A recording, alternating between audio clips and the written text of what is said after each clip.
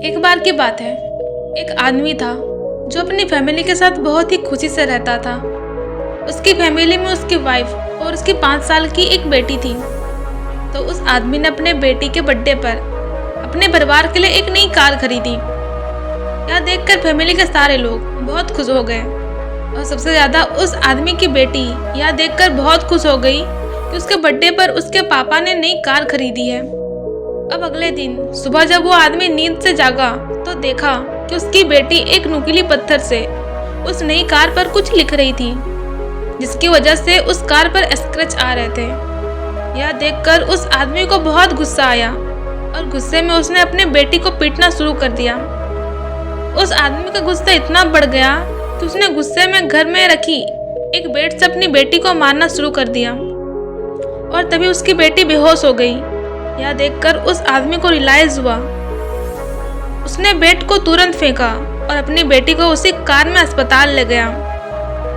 अस्पताल जाने के बाद पता चला कि वह बच्ची मर चुकी है। यह सुनने के बाद वह आदमी अचानक सदमे में चला गया और रोते रोते वह उस अस्पताल के बाहर निकला तो उसकी नज़र अपनी कार पर पड़ी और उसने देखा कि उसकी बेटी ने उस नुकीली पत्थर से उस पर लिखा था, आई लव यू पापा, यू आर माई हीरो। यह देखकर उस आदमी को और भी ज़्यादा पछतावा होने लगा और अपने किए पर रो रहा था। दोस्तों, इस छोटी सी कहानी से हमें यह सीख मिलती है कि चीज़ें जो है ना वह ज़िंदगी में आती रहती है, लेकिन इंसान एक बार गया तो दोबारा नहीं आ सकता।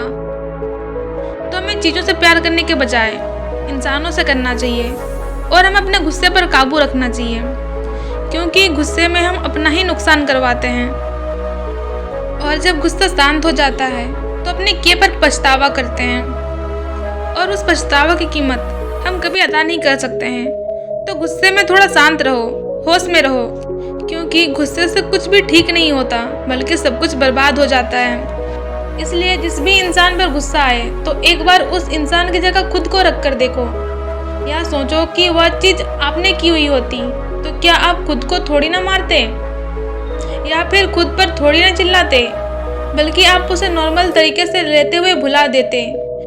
तो जब भी गुस्सा आए तो सामने वाले इंसान की जगह खुद को रख कर देखो, गुस्सा अपने आप खत्म हो जाएगा।